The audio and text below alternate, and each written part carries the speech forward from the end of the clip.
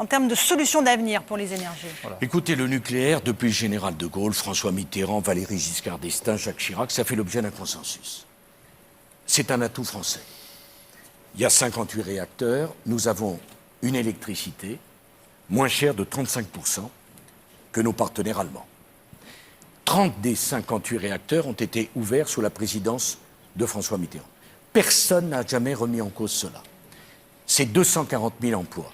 C'est un avantage considérable pour notre industrie et pour nos compatriotes qui se chauffent à l'électricité ou qui ont besoin de l'électricité. D'où vient le problème?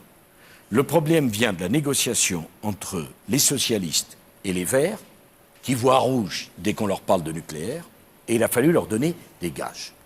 M. Hollande propose de revenir de 75 à 50% de la production nucléaire, c'est-à-dire de fermer 24 réacteurs nucléaires. Par un tour de magie, ces 24, c'est tombé sur ces malheureux de Fessenheim. On se demande pourquoi. La centrale de Fessenheim a une trentaine d'années ou une quarantaine d'années. Elle vient d'être contrôlée par l'ASN, qui est l'autorité de sécurité nucléaire, qui est totalement indépendante et qui fait référence dans le monde entier. Pourquoi sacrifier le nucléaire pour un accord politique misérable? Car il n'y a aucune raison de fermer le nucléaire en France. Depuis que le nucléaire existe, nous n'avons jamais connu un accident grave.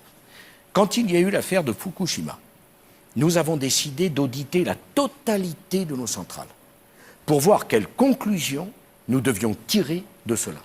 Mettre à bas le nucléaire, parce que Mme Joly fait 2,30% des voix, c'est un choix gravissime. Nous n'avons pas de pétrole, nous n'avons pas de gaz, nous avons le nucléaire. Enfin, le nucléaire ne nous empêche pas de développer les économies, les énergies renouvelables. Est-il vraiment en conscience, d'après vous?